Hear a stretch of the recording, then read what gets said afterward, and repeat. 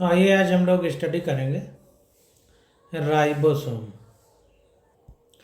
तो देखिए, राइबोसोम को जॉर्ज पायलट ने इलेक्ट्रॉन सूक्ष्मदर्शी द्वारा सघन कणिकामय संरचना राइबोसोम को सर्वप्रथम देखा था।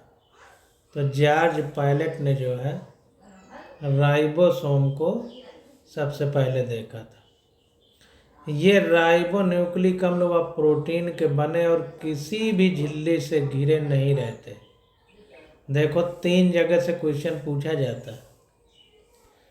ऑप्शन दे देगा, पूछेगा कौन सा ऑर्गेनेल्स है, कोशिकांग है जिसमें झिल्ली नहीं पाई जाती, मेम्ब्रेन नहीं पाई जाती, तो राइबोसोम आंसर सही होगा। पूछेगा राइबोसोम किस चीज़ के बने होते हैं, तो राइबोन्यूक्लिक अम्ल व प्रोटीन के बने होते हैं। पूछेगा राइबोसोम की खोज किसने की थी, तो जॉर्ज पायलट ने की थी। तो 3 क्वेश्चन सिर्फ इसी जगह से बन जाते हैं नीट के पेपर में। तो इन सब चीज़ों को बारीकी से समझना है। अब देखें, आगे आ जाता है, कह रहा है, देखिए कह रहा है कि यूकैरियोटिक राइबोसोम 80S व प्रोकैरियोटिक राइबोसोम 70S प्रकार के होते हैं। वेरी वेरी मोस्ट इम्पॉर्टेंट, ये भी क्वेश्चन पूछा जाता है कि प्रोकैरियोटिक राइबोसोम 70S का होता है और यूकैरियोटिक राइबोसोम हमारे 80S प्रकार के होते हैं। जाहिर सी बात है, प्रोकैरियोटिक, प्रो का मतलब बहुत पहले, प्री का मतलब पहले, तो बहुत पहले बने हैं इसलिए इसमें 70S राइबोसोम है। बाद में और मॉडिफिकेशन हुआ तो प्रो यूकैरियोटिक सेल बनी, तो इसलिए यूकैरियोटिक में 80S प्रकार का राइबोसोम होता है। कह रहा है प्रत्येक राइबोसोम में उप इकाइयाँ, बड़ी व छोटी उप इकाइयाँ होती हैं। यहाँ पर एस यानी श्वेडबर्ग इकाई अवसादन गुणांक को प्रदर्शित करता है। यह अपरोक्ष रूप में आकार व घनत्व को व्यक्त करता है।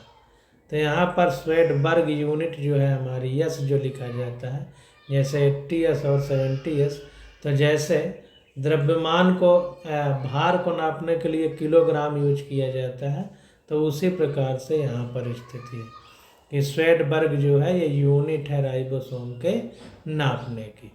कह रहा है दोनों 70S व 80S राइबोसोम 2 उप इकाइयों से बना होता है। तो ध्यान दीजिए कि 70S और 80S राइबोसोम 2 इकाइयों से बने होते हैं, यानी 2 एक साथ इकाइयाँ होती हैं। जैसे यहाँ पर देखिए, ये एक छोटी उप इकाई है और ये एक छोटी उप इकाई है, ये दोनों जब मिलती हैं तो राइबोसोम बनता है। तो राइबोसोम की संरचना को यहाँ पर दिखाया गया है, तो ये चीज़ हमको ध्यान देना है। अब यहाँ पर क्वेश्चन बनेगा, अब देखें जो पुरानी वाली NCERT है उसमें 70S और 80S के 2 भाग बनाते हैं कि इतना प्लस इतना बन के ये होता है, इतना प्लस इतना बन के ये होता है। यहाँ बताएंगे नहीं, क्योंकि अब चूँकि नई NCERT में नहीं है तो आपको याद करने की ज़रूरत नहीं है। तो यहाँ पर देखें, थोड़ा सा इंग्लिश वाली बुक में भी देख लेते हैं। तो देखें यहाँ पर कह रहा है कि जो हमारा एस है, Svedberg unit, stands for the sedimentation coefficient. तो इस सेडिमेंटेशन कोफिशिएंट को बताता है। सेडिमेंटेशन का मतलब जैसे पानी में मिट्टी घुली हो, उसको थोड़ी देर के लिए रख दिया जाए तो धीरे धीरे वो मिट्टी नीचे बैठ जाती है, पानी स्वच्छ पानी ऊपर रह जाता है। तो कितनी देर में बैठती है वही सेडिमेंटेशन रेट होता है। तो उसी को यहाँ पर बता रहा है। तो वही कह रहा है कि अवसादन गुणांक को प्रदर्शित करता है। अब आगे आ जाता है इस साइटोपंजर, साइटोस्केलेटन इसको बोलते हैं।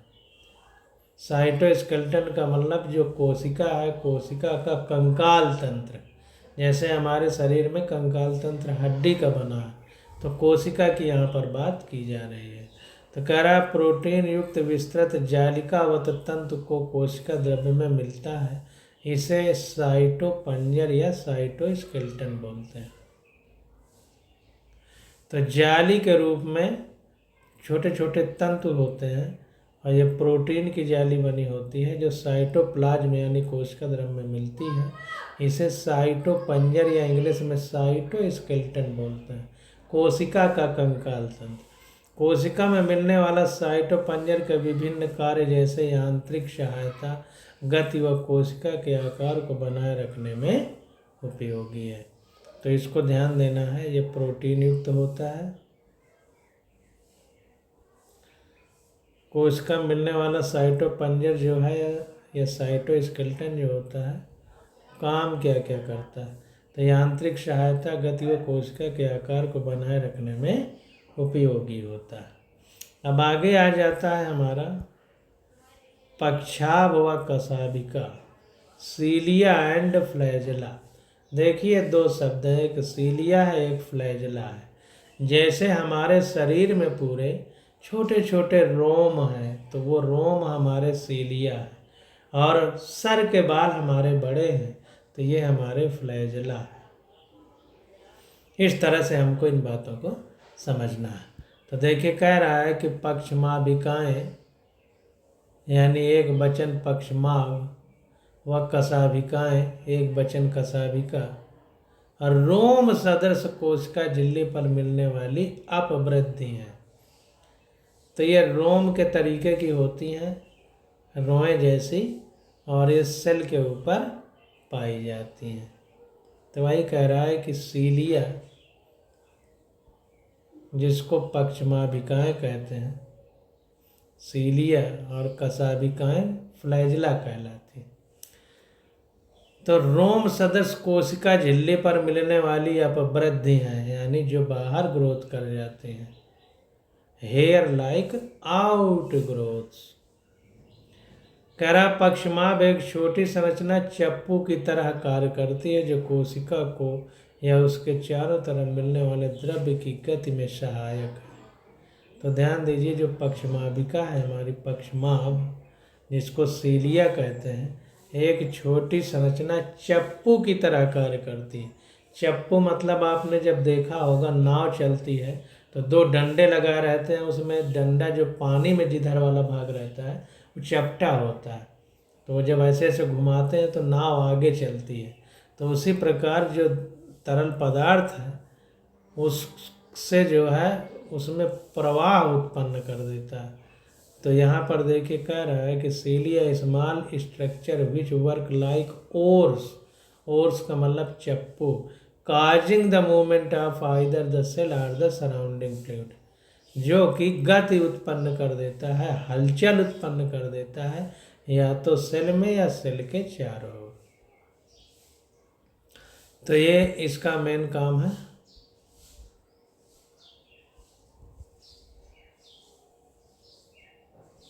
अब देखिए फ्लैजेला या कशाभिका की बात आ जाती है। तो कशाभिका अपेक्षाकृत लंबे व कोशिका की गति में सहायक होते हैं।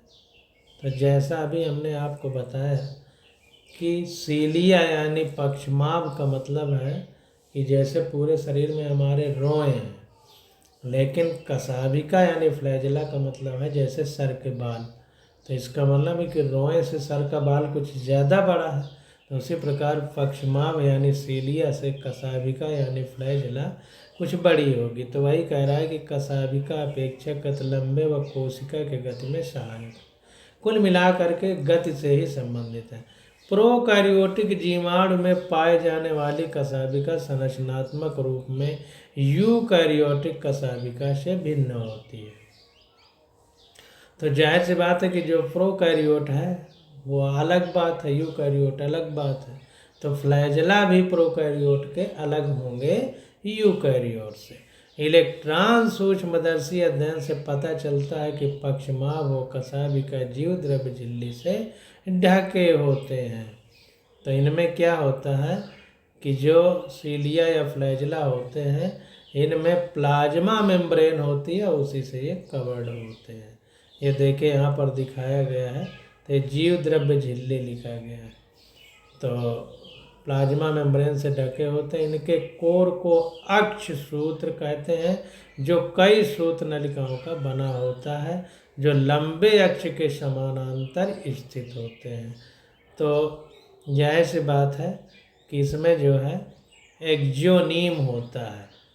कह रहा है their core called the axoneme process a number of microtubule running parallel to the long axis.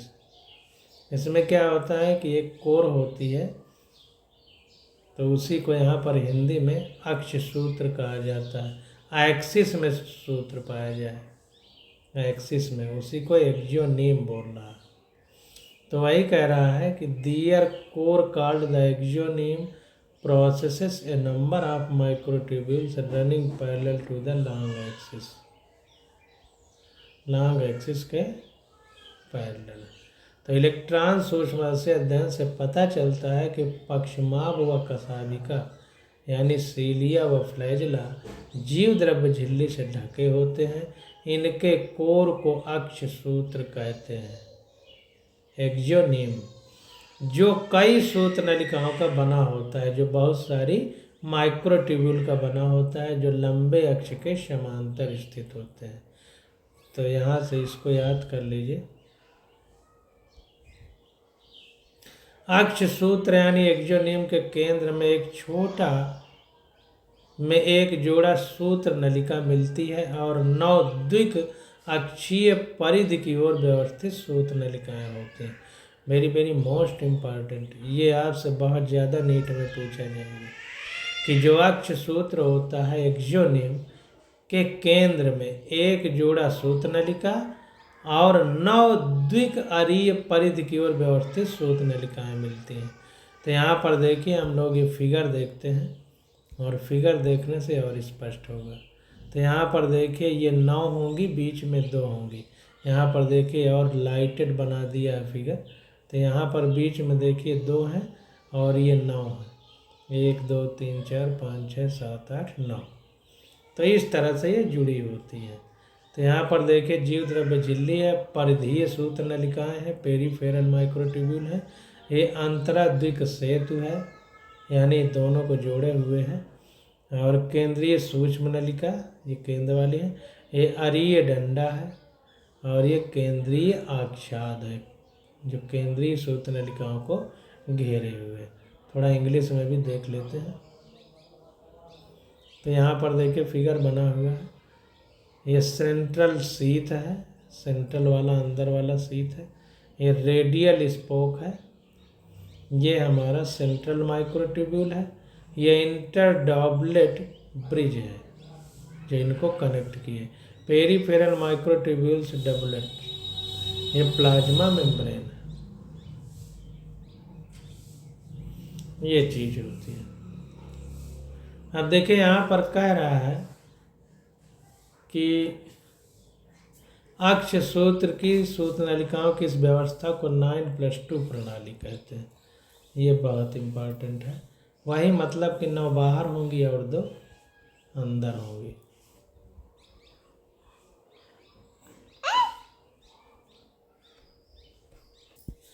तो ये अक्ष सूत्र की सूत्र नलिकाओं की इस व्यवस्था को 9+2 प्रणाली कहते हैं। केंद्रीय नलिका सेतु द्वारा जुड़े हुए एवं केंद्रीय आवरण पर ढके होते हैं, केंद्रीय आवरण द्वारा ढके होते हैं, जो परिधीय द्विक के प्रत्येक नलिका को अरीय दंड द्वारा जोड़ देते हैं। तो ये अरीय डंडा जो लिखा हुआ है, जिसी को कह रहा है कि केंद्रीय नलिका सेतु द्वारा जुड़े हुए एवं केंद्रीय आवरण द्वारा ढके होते हैं। देखिए केंद्रीय नलिका इस सूत्र द्वारा यहाँ जुड़े हैं और ये ढके हुए हैं केंद्रीय आच्छाद द्वारा। तो केंद्रीय आवरण द्वारा ढके होते हैं जो परिधीय द्विक के प्रत्येक नलिका को अरीय डंडा द्वारा जोड़ते हैं। तो ये अरीय डंडा है, ये परिधि वालों को जोड़ देते हैं। इस प्रकार 9 अरीय तान छड़ बनती हैं।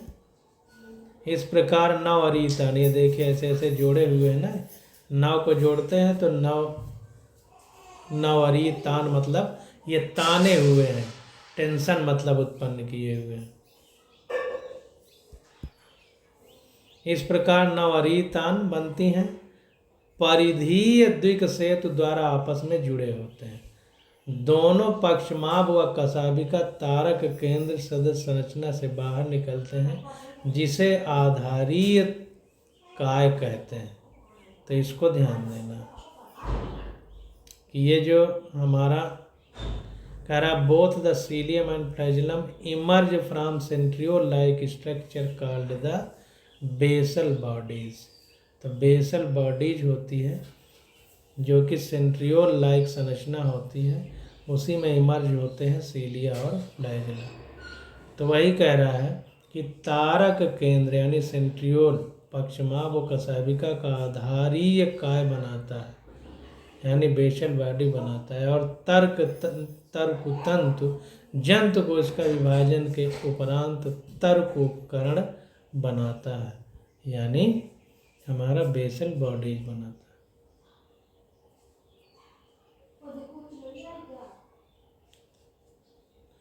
अब देखिए आगे हमको पढ़ना है केंद्रक। ये यहाँ पढ़ना है तारक काय तारक केंद्र, इसी को सेंट्रोसोम बोलते हैं तारक काय को, और तारक केंद्र को सेंट्रियोल बोलते हैं अंग्रेजी में। तो सेंट्रोसोम और सेंट्रियोल के बारे में अब हम लोग पढ़ेंगे। अब देखिए देखते हैं तारक केंद्र व तारक काय व तारक केंद्र यानी सेंट्रोसोम तथा सेंट्रियोल। तो तारक काय यानी सेंट्रोसोम वो अंगक है यानी ऑर्गेनेल्स है जो दो बेलनाकार संरचनाओं से मिलकर बना होता है, जिसे तारक केंद्र कहते हैं। तो दो बेलनाकार जो संरचनाएं होती हैं उनसे मिलकर बनता है, उन्हें तारक केंद्र बोलते हैं यानी सेंट्रियोल, और उनको मिल करके जो संरचना बनती है उसे तारक काय या सेंट्रोसोम बोलते हैं। तो इस बात को ध्यान देना है थोड़ा। यह अक्रिस्टलीय परिकेंद्रीय द्रव्य से घिरा रहता है। यह अक्रिस्टलीय परिकेंद्रीय द्रव्य से घिरा रहता है। दोनों तारक केंद्र तारक काय में एक दूसरे के लंबवत स्थित होते हैं, जिसमें प्रत्येक की संरचना बैलगाड़ी के पहिए जैसी होती है। ये ध्यान देना है। तो पहले सेंट्रोसोम और सेंट्रियोल को हम लोग फिगर में देख लेते हैं। ये देखिए फिगर में यहाँ पर सेंट्रियोल लिखा हुआ है। ये देखिए जैसे लकड़ी का बंडल हो उस तरह पड़ा है, और इसमें अंदर छेद होगा तो ऐसे दिखाई दे रहा है। इसको देखते हैं। तो देखिए वही कह रहा है कि तारक काय वो अंगक है जो तो बेलनाकार संरचना से मिलकर बना होता है। यहाँ पर देखिए बेलन के आकार की संरचना दिखाई दे रही है, तो बाद में सेंट्रियोल बन जाता है, तारक केंद्र बना होता है, जिसे तारक केंद्र कहते हैं यानी सेंट्रियोल कहते हैं। यह अक्रिस्टलीय परिकेंद्रीय द्रव्य से घिरा होता है। यहाँ पर देखिए ये अगल बगल ये साइटोप्लाज्म भरा हुआ है, तो उसी से ये घिरा हुआ है। दोनों तारक केंद्र तारक काय में एक दूसरे के लंबवत स्थित होते हैं। तो जो हमारे सेंट्रोसोम होते हैं वो एक दूसरे के इसमें लंबवत स्थित होते हैं। ये देखिए एक ये है और एक ये है, इन दोनों के बीच का एंगल कितना होगा 90 डिग्री। ये देखिए ये दोनों के बीच का ये एंगल 90 डिग्री एंगल है, ये दोनों दिखाए जा रहे हैं। तो इस तरह से समझना है। अभिलंबवत स्थित होते हैं जिसमें प्रत्येक की संरचना बैलगाड़ी के पहिए जैसी होती है। तो जैसे बैलगाड़ी के पहिए को अगर हम लोग देखें तो इस तरह पहिया होता है, इसके केंद्र में धुरा होता है और इस तरह से डंडे लगे होते हैं ऐसे ऐसे। तो अगर इसको काटा जाए तो अंदर ऐसी ही संरचना दिखाई देगी। तारक केंद्र संख्या में 9 समान दूरी पर स्थित परिधीय ट्यूब्यूलिन सूत्रों से बने होते हैं। तो जो हमारे तारक केंद्र या सेंट्रियोल होते हैं इसमें क्या होता है कि 9 समान दूरी पर स्थित परिधीय ट्यूब्यूलिन सूत्रों से बने होते हैं। तो ट्यूब्यूलिन सूत्र जो होते हैं उनके बने होते हैं, संख्या में 9 होते हैं और समान दूरी पर स्थित होते हैं, बराबर बराबर दूरी पर। प्रत्येक परिधीय सूत्रक एक त्रिक होते हैं, पास के त्रिक आपस में जुड़े होते हैं। तो प्रत्येक परिधीय सूत्रक एक त्रिक होते हैं, यानी 3 संख्या में होते हैं। तो यहाँ पर देखिए ये जैसे परिधीय सूत्र है तो 1 2 3 3 3 की संख्या में रहेंगे।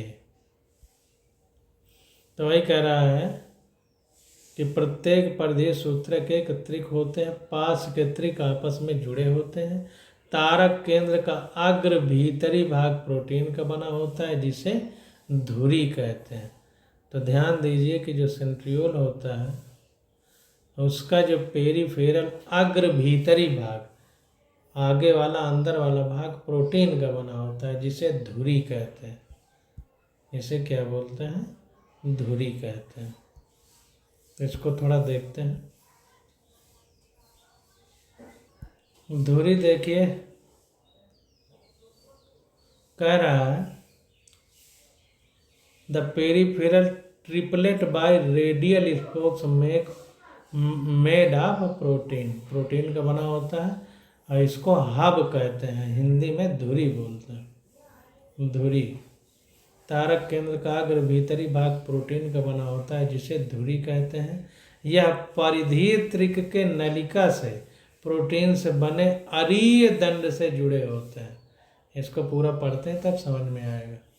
देखिए कह रहा है the adjacent triplet are also linked the central part of the proximal region of the centriole is also proteinous and called the hub। जो प्रोटीनियस पार्ट है, प्रोटीन का बना होता है, उसे धुरी या हब बोलते हैं। ये भीतरी भाग होता है। और जो परिधि वाला भाग है यानी बाहर की वाला पेरिफेरल वाला, वो त्रिक के नलिका से प्रोटीन से बने अरीय दंड से जुड़े रहते हैं।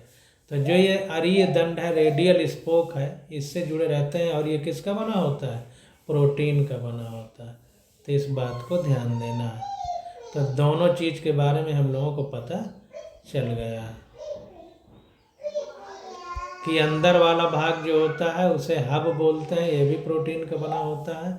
और बाहरी जो ट्रिपलेट है वो नलिका का बना होता है और वो नली प्रोटीन से बने दंड से जुड़े रहते हैं।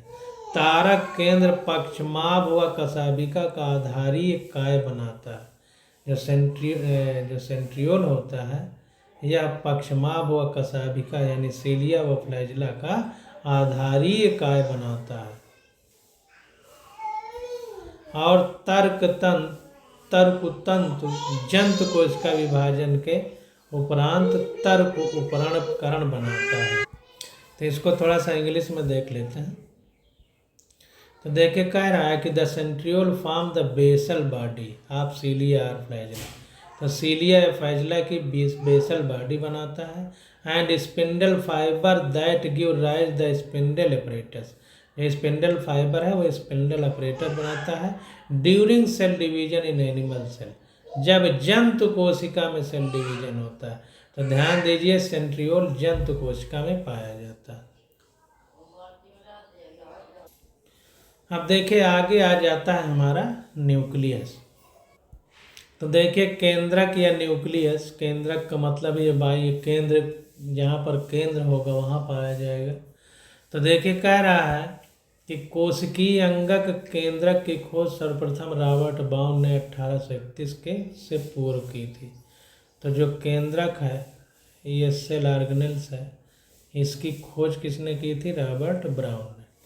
बाद में फ्लेमिंग ने केंद्रक में मिलने वाले पदार्थ जो क्षारीय रंग से रंजित हो जाते हैं उसे क्रोमैटिन का नाम दिया। तो बाद में क्या है कि एक और वैज्ञानिक आ गए जिनका नाम फ्लेमिंग है। तो इन्होंने केंद्रक में पाए जाने वाले बेसिक क्षारीय रंग से रंजित जो पदार्थ है उसका नाम इन्होंने क्रोमैटिन दिया। इसको थोड़ा हिंदी और इंग्लिश वाली बुक में भी देख लेते हैं। कह रहा है nucleus as a cell organelles were first described by Robert Brown as early as 1831। Later the material of the nucleus stained by the basic dye, basic dye से स्टेन होता है जो was given the name chromatin, उसको chromatin नाम दिया गया Fleming के द्वारा। अब देखिए आगे देखते हैं। कह रहा है अंतरकाल अवस्था केंद्रक के कोशिका केंद्रक जिसका विभाजन नहीं हो रहा हो। तो अंतरकाल अवस्था यानी इंटरफेज अवस्था में केंद्रक यानी कोशिका केंद्रक जिसका विभाजन नहीं हो रहा हो। तो सेल डिवीजन के समय एक इंटरफेज ऐसा स्टेज आता है जिसमें रेस्ट करती है सेल, रेस्टिंग फेज होता है, आराम करती है। जैसे हम रात में जब सोते हैं तो कोई काम नहीं करते, तो वो इंटरफेज की अवस्था है। तो nucleus cell when it is not dividing, जब ये डिवाइड नहीं होता है। तो वही कह रहा है कि अत्यधिक फैली हुई व विस्तृत केंद्रकीय प्रोटीन तंतु की बनी होती है। तो अंतरकाल अवस्था केंद्र के इंटरफेज में क्या होता है कि केंद्रक अत्यधिक फैली हुई व विस्तृत केंद्रकीय प्रोटीन तंतु की बनी होती है, जिसे क्रोमैटिन कहते हैं। केंद्रकीय अधात्री यानी मैट्रिक्स में एक या अधिक गोलाकार संरचनाएं मिलते हैं जिन्हें केंद्रिक कहते हैं।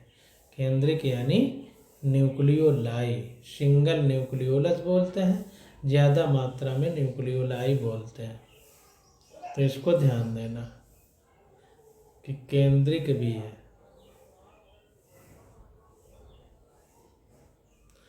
एक या एक से अधिक हो सकती है, इस बात को ध्यान देना।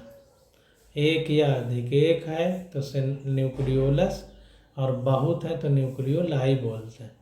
इलेक्ट्रॉन सूक्ष्मदर्शी अध्ययन से स्पष्ट होता है कि केंद्रक आवरण 2 समानांतर झिल्लियों से बना होता है। तब देखिए अभी हमने पीछे पढ़ा था माइटोकॉन्ड्रिया, क्लोरोप्लास्ट, वो भी 2 आवरण से ढके थे, और न्यूक्लियस भी हमारा 2 समानांतर झिल्लियों से बना होता है, जिनके बीच 10 से 50 नैनोमीटर का रिक्त स्थान होता है, जिसे परिकेंद्रकीय अवकाश कहते हैं, जिसको हम लोग क्या बोलते हैं, परिकेंद्रकीय अवकाश, अंग्रेजी में पेरी न्यूक्लियर स्पेस, यानी न्यूक्लियस के बाहर जो स्पेस है। यह आवरण केंद्रक में मिलने वाले द्रव्य व कोशिका द्रव्य के बीच अवरोधन का काम करता है।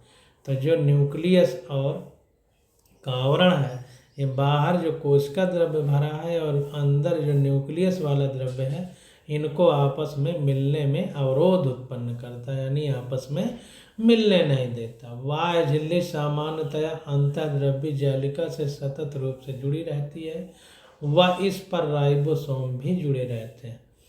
तो ध्यान दीजिए, पीछे हमने फिगर देखा था, फिर देख लेते हैं। ये देखिए हमारा न्यूक्लियस है, इसमें रफ एंडोप्लाज्मिक रेटिकुलम यानी खुरदुरी अंतःप्रद्रव्य जालिका जिसमें राइबोसोम होता है, राइबोसोम फ्री भी पाए जाते हैं। तो इसी प्रकार से यहाँ पर स्थित होती है। तो वही कह रहा है कि वह झिल्ली सामान्यतः अंतःप्रद्रव्य जालिका से सतत रूप से जुड़ी रहती है व इस पर राइबोसोम भी जुड़े रहते हैं। निश्चित स्थानों पर केंद्रक आवरण छिद्र बनने के कारण विच्छिन्न हो जाता है। तो बहुत जगह छिद्र बन जाते हैं जिनको न्यूक्लियर पोर कहते हैं, तो वहाँ विच्छिन्न हो जाती है। यह छिद्र केंद्रक आवरण की दोनों झिल्लियों के से संलग्न से बनता है। तो ये जो छिद्र बनता है, तो 2 झिल्लियाँ जो केंद्रक को घेरे हुई हैं, दोनों झिल्लियों के आपस में संलग्न से बनता है, यानी बाहर से अंदर तक पूरा छेद रहता है। इन छिद्रों से होकर आरएनए व प्रोटीन अणु केंद्रक में कोशिका द्रव्य से केंद्रक की ओर आते जाते रहते हैं। तो ये जो न्यूक्लियर पोर होते हैं हमारे, इनमें क्या होता है कि जो छेद होते हैं जिनको छिद्र केंद्रक कहा जाता है, इन छिद्रों से आरएनए व प्रोटीन जो होती हैं वो कोशिका द्रव्य से केंद्रक की ओर आते जाते रहते हैं। साधारणतः एक कोशिका में एक ही केंद्रक मिलता है, लेकिन ऐसा देखा गया है कि इनकी संख्या कभी कभी परिवर्तित होती है। तो ध्यान दीजिए कि एक कोशिका में जनरली एक ही केंद्रक होता है, लेकिन कहीं कहीं ज़्यादा भी हो सकते हैं। अब देखिए आगे कह रहा है क्या आप कुछ जीवों का नाम बता सकते हैं जिनकी कोशिका में एक से अधिक केंद्रक मिलते हैं। तो कुछ परिपक्व कोशिकाएं केंद्रक रहित भी होती हैं, जैसे स्तनधारी जीवों की रक्ताणु व संवहनी पौधों में चालनी नलिका कोशिका। क्या तुम मानते हो कि ये कोशिकाएं जीवित होती हैं? तो ध्यान दीजिए कि कुछ परिपक्व कोशिकाएं हैं जो केंद्रक रहित होते हैं, जैसे जो जितने मैमल्स होते हैं उनमें जो आरबीसी होती हैं, जैसे हम लोगों में, तो ये न्यूक्लियस नहीं पाया जाता। कुछ चालनी नलिका कोशिका होती हैं जो वैस्कुलर प्लांट में पाए जाते हैं, जिसमें संवहन ऊतक पाए जाते हैं। वैस्कुलर टिश्यू उनमें चालनी नलिका पाई जाती है, तो उनमें भी ये स्थित होती है कि उनमें न्यूक्लियस नहीं पाया जाता।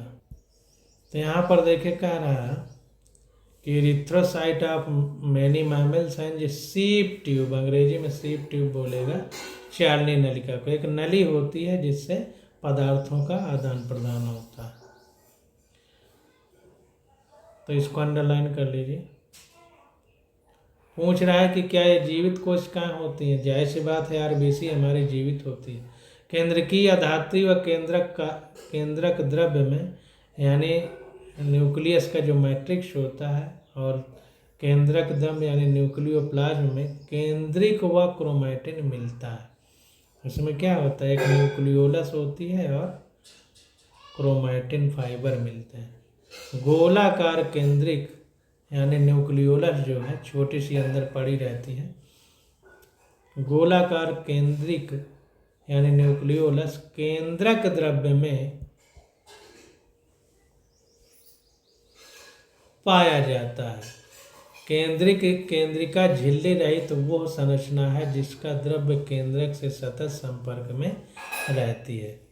तो ये जो हमारी केंद्रिका होती है न्यूक्लियोलस, यह भी झिल्ली रहित संरचना है। जैसे राइबोसोम में झिल्ली नहीं होती, वैसे न्यूक्लियोलस में भी झिल्ली नहीं होती। यह सक्रिय राइबोसोम आरएनए संश्लेषण हेतु स्थल होते हैं। तो वेरी वेरी मोस्ट इम्पॉर्टेंट, जो न्यूक्लियोलस होती है, यहाँ पर प्रोटीन राइबोसोम आरएनए संश्लेषण हेतु स्थल होते हैं, यानी राइबोसोमल आरएनए का सिंथेसिस होती है। जो कोशिकाएं अधिक सक्रिय रूप से प्रोटीन संश्लेषण करती हैं उनमें बड़े व अनेक केंद्रिक मिलते हैं। तो वेरी वेरी मोस्ट इम्पॉर्टेंट, जाहिर सी बात है, ज़्यादा प्रोटीन सिंथेसिस होगी तो ज़्यादा न्यूक्लियोलस यानी केंद्रिक की ज़रूरत पड़ेगी। तो जहाँ पर प्रोटीन संश्लेषण सक्रिय रूप में होता है वहाँ पर केंद्रिक अनेक मिलते हैं, यानी संख्या उनकी बढ़ जाती है। अब थोड़ा सा हम लोग ये जो न्यूक्लियोलस है इसके बारे में फिगर देख लेते हैं। तो देखिए केंद्रक की संरचना, न्यूक्लियस की संरचना, यहाँ पर केंद्रक द्रव्य है यानी न्यूक्लियोप्लाज्म, और ये केंद्रिक यानी न्यूक्लियोलस है। ये केंद्रक के छिद्र हैं न्यूक्लियर पोर, और ये केंद्रक झिल्ली है न्यूक्लियर मेम्ब्रेन। तो ये सब चीज़ें हैं यहाँ पर। अब देखिए आगे कह रहा है आप याद करें कि अंतरावस्था केंद्रक में ढीली ढाली अस्पष्ट न्यूक्लियो प्रोटीन तंतुओं की जालिका मिलती है जिसे क्रोमैटिन कहते हैं। देखिए क्रोमैटिन शब्द बहुत बार आ रहा है, तो इस बात को ध्यान देना है कि क्रोमैटिन से संबंधित क्वेश्चन जरूर पूछा जाएगा। तो वही कह रहा है कि यू में recall that the interphase nucleus, यानी जब न्यूक्लियस इंटरफेज में पहुंचता है, जो स्लीपिंग फेज होती है, आराम करने वाली अवस्था होती है जिसमें डिवीजन नहीं होता, has a loose and indistinct network of nucleoprotein fibre called chromatin. तो उस समय क्या होता है कि लूज न्यूक्लियो प्रोटीन के फाइबर मिलते हैं जिन्हें हम क्रोमैटिन कहते हैं। But during different stage of cell division cells shows structured chromosome in place of the nucleus. तो यही क्रोमैटिन फाइबर अवस्थाओं व विभाजन के समय केंद्रक के स्थान पर गुणसूत्र संरचनाएं दिखाई पड़ती हैं। तो ध्यान दीजिए, अंतरा अवस्था यानी इंटरफेज में ढीली ढाली या स्पष्ट न्यूक्लियो प्रोटीन होती है जिसे क्रोमैटिन कहते हैं, लेकिन अन्य अवस्थाओं में जब विभाजन होता है तो केंद्रक के स्थान पर गुणसूत्र संरचना दिखाई पड़ती है। इन अवस्थाओं को हमें बातों को ध्यान देना। देखिए कह रहा है कि क्रोमैटिन में डीएनए तथा कुछ क्षारीय प्रोटीन मिलती है जिसे हिस्टोन प्रोटीन कहते हैं। वेरी वेरी मोस्ट इम्पॉर्टेंट कि क्रोमैटिन में डीएनए तथा कुछ क्षारीय प्रोटीन मिलती है। तो क्रोमैटिन में डीएनए और बेसिक प्रोटीन है, ध्यान देना, जिसको हम हिस्टोन प्रोटीन कहते हैं।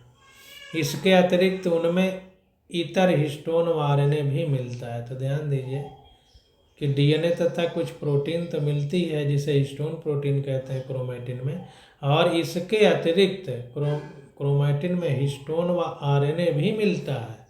मनुष्य की एक कोशिका में लगभग 2 मीटर लंबा डीएनए सूत्र 46 गुणसूत्रों यानी 23 जोड़े में बिखरा होता है।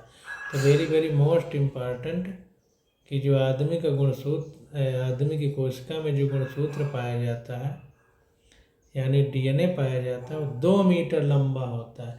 इसमें 46 गुणसूत्र या यूँ कहें कि 23 गुणसूत्र जोड़ों में बिखरा होता है। आप गुणसूत्र में डीएनए का संवेष्टन पैकेजिंग कक्षा 12वीं में विस्तृत रूप में अध्ययन करेंगे। तो डीएनए का संवेष्टन यानी पैकेजिंग कैसी होती है ये हम लोग कक्षा 12 में स्टडी करेंगे। अब देखिए एक फिगर है, इसको देख लेते। काइनेटोकोर रहित गुणसूत्र, एक काइनेटोकोर है, इसके सहित ये पूरा गुणसूत्र दिखाया गया है। अब आगे देखते हैं, कह रहा है गुणसूत्र सिर्फ विभाजक कोशिकाओं में दिखाई देते हैं। प्रत्येक गुणसूत्र में वेरी वेरी मोस्ट इम्पॉर्टेंट, गुणसूत्र सिर्फ विभाजक कोशिकाओं में दिखाई पड़ते हैं यानी जिनमें डिवीजन होता है, नहीं तो केवल क्रोमैटिन पाए जाते हैं। इंटरफेज में हमने देखा था कि क्रोमैटिन पाया जाता है। प्रत्येक गुणसूत्र में एक प्राथमिक संकीर्णन मिलता है जिसे गुणसूत्र बिंदु यानी सेंट्रोमियर भी कहते हैं। तो ये पूछा जाता है सेंट्रोमियर। तो सेंट्रोमियर की जगह ही जो फांक होती है गुणसूत्र के जुड़ी रहती है। इस पर बिंब आकार की संरचना मिलती है जिसे काइनेटोकोर कहते हैं। तो इस पर क्या होता है, सेंट्रोमियर पर, जहाँ पर दोनों पार्ट गुणसूत्र के जुड़े होते हैं, ये पार्ट ये सेंट्रोमियर है, इस पर ये काइनेटोकोर पाया जाता है। बिंब आकार की संरचना मिलती है, कैसी होती है, बिंब के आकार की। तो देखिए यहाँ पर डिस्क शेप, बिंब का मतलब डिस्क, जैसे खीरा को ऐसे काट दिया जाए तो चकती निकल आती है, वो डिस्क शेप हो गया। तो ऐसी संरचना जो मिलती है सेंट्रोमियर के पास, गुणसूत्र बिंदु के पास, उसको हम क्या बोलते हैं, सेंट्रोमियर नॉट सेंट्रियोल, गुणसूत्र बिंदु या सेंट्रोमियर भी कहते हैं।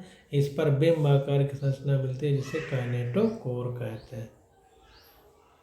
ये देखिए सेंट्रोमियर है, ध्यान देना। चित्र 8.12 हमने देख ही लिया। तारक काय गुणसूत्र के दोनों अद्वय गुण सूत्रों के एक बिंदु पर पकड़ कर रखना है, इसको ध्यान देना है। Centromere holds 2 chromatids of A chromosome. Very most important, थोड़ा ध्यान दीजिए कि जैसे ये कोई हमारा क्रोमोसोम है, मान लीजिए ये क्रोमोसोम के 2 पार्ट हैं, इस तरह से ये क्रोमोसोम है, यहाँ पर ये सेंट्रोमियर है और इसी में डिस्क लाइक 2 संरचनाएं हैं इधर उधर, जिनको हम काइनेटोकोर कहते हैं। तो इसको अगर अलग कर दिया जाए तो एक सूत्र ये अलग हो जाएगा और एक सूत्र हमारा ये अलग हो जाएगा। तो जो सूत्र अलग हो गए यही हमारे क्रोमैटिड हैं, जो सूत्र अलग हो गए यही हमारे क्रोमैटिड है। तो जो क्रोमैटिड वर्ड, 2 क्रोमैटिड एक क्रोमोसोम में निकले कि नहीं, एक ये। तो ये इम्पॉर्टेंट है, इसको ध्यान देना। तो यहाँ पर वही कह रहा है कि गुणसूत्र बिंदु की स्थिति के आधार पर गुणसूत्र तारक काय यानी गुणसूत्र के दोनों अद्वय गुणसूत्रों के एक बिंदु पर पकड़ कर रखना है। गुणसूत्र बिंदु की स्थिति के आधार पर गुणसूत्रों को 4 प्रकारों में विभाजित किया जा सकता है। तो 4 प्रकार में विभाजित कर सकते हैं। चित्र 8.13 हमको देखना है, इसको देख लेते हैं। चित्र 8.13 ये देखिए, गुणसूत्र बिंदु की स्थिति के आधार पर गुणसूत्रों के प्रकार। अब यहाँ पर देखिए ये सैटेलाइट लिखा है, द्वितीय संकीर्णन है, ये गुणसूत्र बिंदु हैं। छोटी भुजा देखो, एक तरफ दोनों भुजाएं बराबर हैं, फिर एक तरफ थोड़ा सा एक भुजा बड़ी है एक छोटी है, एक तरफ एक भुजा बहुत ज़्यादा बड़ी है, एक बहुत ज़्यादा छोटी है, और इसमें एकदम चोटी पर ही है, तो ये स्थिति बनती है। तो इस स्थिति के आधार पर इसको देखते हैं। तो यहाँ पर देखें, इंग्लिश में ज़्यादा अच्छा समझ में आएगा। जब दोनों भुजाएं बराबर होंगी तो मेटासेंट्रिक होगा क्रोमोसोम, यानी दोनों भुजाएं बराबर हैं तो मेटासेंट्रिक। एक भुजा थोड़ी सी छोटी होगी, जैसे दरोगा से छोटा होता है तो सब इंस्पेक्टर बोलते हैं, उसका मतलब ये नहीं कि पुलिस से भी छोटा हो गया, थोड़ा सा छोटा होता है। तो थोड़ी सी एक भुजा बड़ी है, थोड़ी एक छोटी है, तो सब मेटासेंट्रिक। अब एक भुजा बहुत ज़्यादा बड़ी है, एक बहुत ज़्यादा छोटी है, तो एक्रोसेंट्रिक। और जब एकदम टेल पूंछ भर थोड़ी सी बचेगी तो टीलोसेंट्रिक। ये स्थिति होती है, तो इसको हमें ध्यान में रखना है। तो यहाँ पर देखिए, मध्य केंद्र की यानी मेटासेंट्रिक गुणसूत्र में गुणसूत्र बिंदु गुणसूत्रों के बीचों बीच स्थित होता है। तो जो हमारा गुणसूत्र बिंदु यानी सेंट्रोमियर है, वो मध्य केंद्र की यानी मेटासेंट्रिक में बीचों बीच होता है, जिसमें गुणसूत्र की दोनों भुजाएं लंबाई में बराबर होती हैं।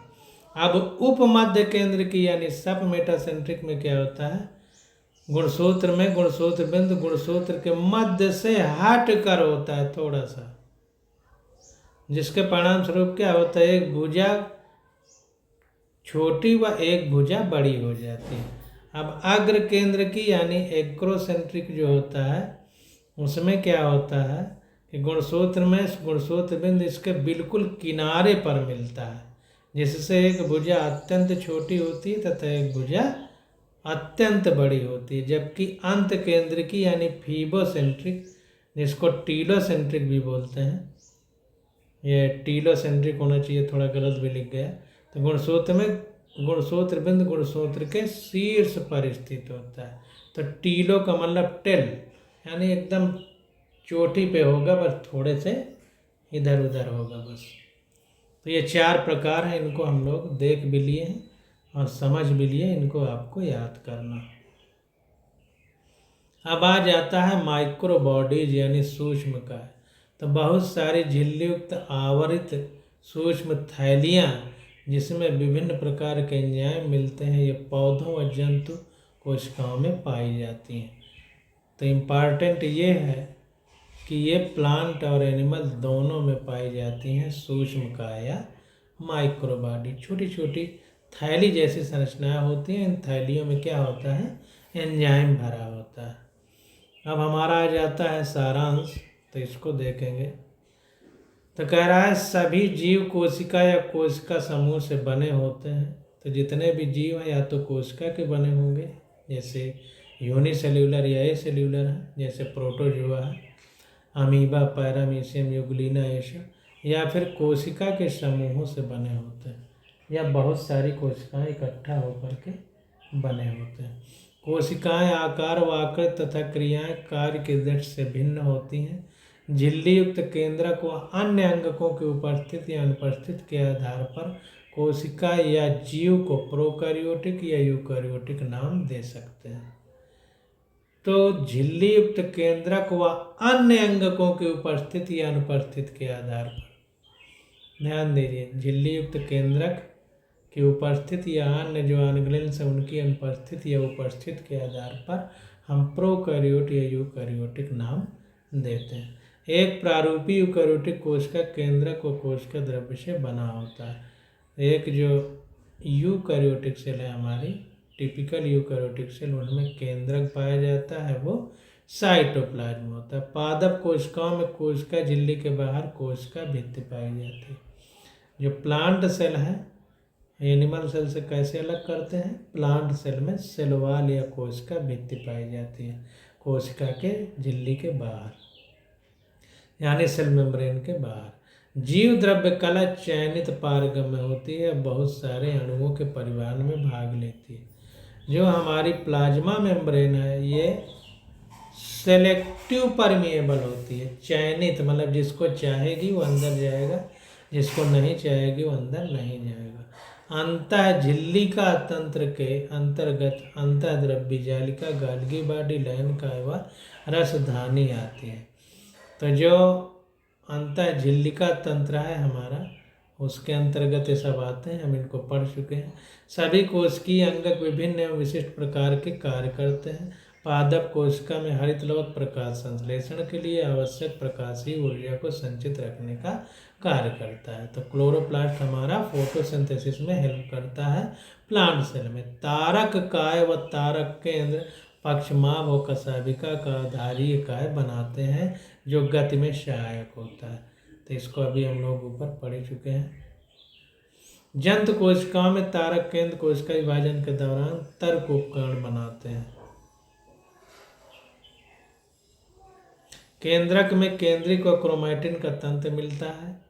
जो केंद्रक है उसमें केंद्रिक यानी न्यूक्लियोलस व क्रोमैटिन का तंत्र मिलता है। यह अंगकों के कार्य को ही नियंत्रित नहीं करता बल्कि आनुवंशिकी में प्रमुख भूमिका अदा करता है। तो केंद्रक कोशिका के सिर्फ कार्य को ही नहीं निर्धारित करता बल्कि जब आनुवंशिकी यानी हेरिडिटरी मटेरियल के रूप में भी कार्य करता है, आनुवंशिकी में प्रमुख भूमिका अदा करता है, इनहेरिटेंस में। अतः कोशिका जीवन की संरचनात्मक व क्रियात्मक इकाई है। इसीलिए हम लोग सेल को सिर्फ स्ट्रक्चरल ही नहीं फंक्शनल यूनिट भी मानते हैं। अब देखिए आगे देखते हैं। कह रहा है कि अंतःद्रव्य जालिका नलिकाओं व कुंडों से बनी होती है। ये दो प्रकार के होते हैं, खुरदुरी व चिकनी, पढ़ चुके हैं। अंतर्द्रव्य जालिका पदार्थों के अभिगमन, प्रोटीन संश्लेषण, लाइपोप्रोटीन संश्लेषण तथा ग्लाइकोजन के संश्लेषण में सहायक होती है। तो ये बहुत इम्पॉर्टेंट है और हम लोग इसको एनसीईआरटी में पढ़ चुके हैं। गाल्गी का झिल्ली युक्त अंगक हैं जो चपटे थैलीनुमा संरचना से बने होते हैं। इनमें कोशिकाओं का श्रवण संविष्ट होता है यानी कोशिका द्वारा सिक्रीशन होता है वो इनमें पाया जाता है, जिनमें सभी प्रकार के बृहद अणुओं के पाचन हेतु एंजाइम मिलते हैं। तो बड़े अणुओं को पाचन मतलब तोड़ने हेतु एंजाइम मिलते हैं। राइबोसोम प्रोटीन संश्लेषण में भाग लेते हैं। ये कोशिका द्रव्य में स्वतंत्र रूप से अंतःद्रव्य जालिका से संबद्ध होते हैं। तो या तो साइटोप्लाज्म में फ्री घूमते रहते हैं या फिर एंडोप्लाज्मिक रेटिकुलम में रहते हैं और इसीलिए उस एंडोप्लाज्मिक रेटिकुलम का नाम हम लोग रफ एंडोप्लाज्मिक रेटिकुलम या खुरदुरी अंतःपर्दव्य जालिका कहते हैं। आगे कह रहा है कि सूत्रकणिका ऑक्सीकारी फास्फोरिलीकरण व एडिनोसिन ट्राइफॉस्फेट के निर्माण में सहायक होती है। ये ध्यान देना है, सूत्रकणिका। इसको थोड़ा इंग्लिश में देखते हैं। सूत्रकणिका यानी mitochondria help in oxidative phosphorylation and generation of adenosine triphosphate. तो माइटोकॉन्ड्रिया को हम कोशिका का ऊर्जा गृह कहते हैं, powerhouse of the cell. इसीलिए वहाँ ऑक्सीडेटिव फास्फोराइलेशन की क्रिया होती है और इससे एटीपी यानी एडिनोसिन ट्राइफॉस्फेट बनता है। तो इसको आप लोग अंडरलाइन कर लीजिए। अब देखिए आगे कह रहा है, इसको अंडरलाइन कर लीजिए पूरा। सूत्रकणिका मतलब माइटोकॉन्ड्रिया। ये द्विक झिल्ली कृष्टि में अंतर्वलित होते हैं। इनमें दो झिल्ली होती है माइटोकॉन्ड्रिया में, अंदर जो ऐसे फोल्डिंग होती है उसको हम कृष्टि बोलते हैं। लवक लववाणयुक्त अंगक होते हैं जो केवल पादप कोशिकाओं में मिलते हैं। जो हमारे प्लास्टिड होते हैं ये रंगे हुए होते हैं यानी इनमें पिगमेंट पाया जाता है और केवल प्लांट सेल में ही पाए जाते हैं। ये द्विक झिल्ली युक्त संरचनाएं होती हैं। जितने प्लास्टिड होते हैं इनमें भी डबल मेम्ब्रेन पाई जाती है। लवक के ग्रेना में प्रकाशीय अभिक्रिया तथा पीठिका में अप्रकाशिकीय अभिक्रिया संपन्न होती है। वेरी वेरी मोस्ट इम्पॉर्टेंट, ये बहुत पूछा जाएगा। जो प्लास्टिड है उसके ग्रेना में फोटोसिंथेटिक अभिक्रिया होती है और पीठिका में यानी मैट्रिक्स में अप्रकाशीय अभिक्रिया संपन्न होती है। वेरी मोस्ट इम्पॉर्टेंट है, इसको ध्यान देना। तो यहाँ पर देखिए लिखा गया है कि plastid are pigment containing organelle found in plant cell only. In plant cell chloroplasts are responsible for trapping light energy essential for photosynthesis. The grana is the plastid in the site of light reaction. तो very most important, grana में light reaction होती है और stroma में यानी पीठिका जिसको बोलते हैं, मैट्रिक्स गलती से निकल गया था, पीठिका जिसको स्ट्रोमा बोलते हैं उसमें डार्क रिएक्शन होती है। तो बहुत इंपॉर्टेंट है, पूछा जाएगा ग्रेना में डार्क रिएक्शन होती है, लाइट रिएक्शन होती है और स्ट्रोमा में डार्क रिएक्शन होती है। बहुत पूछा जाता है, बहुत इम्पॉर्टेंट क्वेश्चन में जो नीट में पूछा जाता है। अब देखिए आगे कह रहा है हरे रंगीन लवक वर्णक होते हैं जिनमें कैरोटीन तथा ज़ैंथोफिल जैसे वर्णक मिलते हैं। तो हरे रंगीन लवक वर्णक नहीं होते, लवक होते हैं, वर्णकी लवक होते हैं यानी रंगे हुए प्लास्टिड होते हैं और इनमें कैरोटीन व ज़ैंथोफिल वर्णक मिलता है। पक्षमाप तथा कशाभिका यानी सीलिया तथा फ्लैजिला कोशिका के गति में सहायक होते हैं।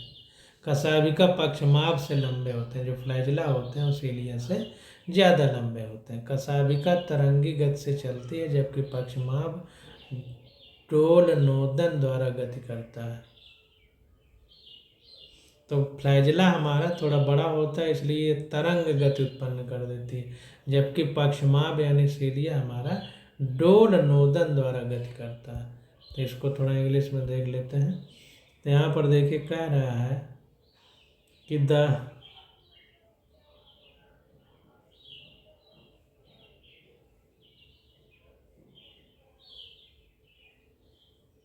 कह रहा है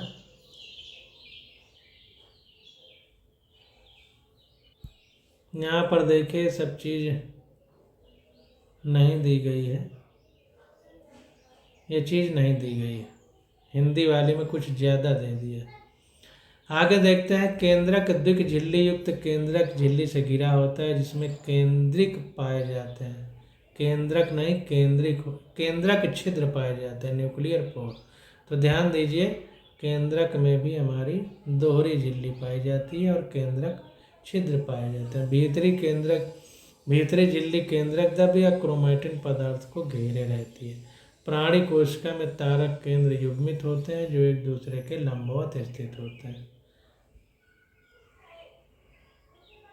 तो जो हमारी एनिमल सेल है उसमें जो तारक केंद्र होते हैं वो जोड़े में होते हैं, युग्मित मतलब जोड़े में होते हैं और एक दूसरे के लंबवत होते हैं। फिगर में हमने आपको दिखाया था। अब देखिए आगे आ जाता है अभ्यास प्रश्न, तो इसकी स्टडी हम लोग अगले लेक्चर में करेंगे। आज बस यहीं तक।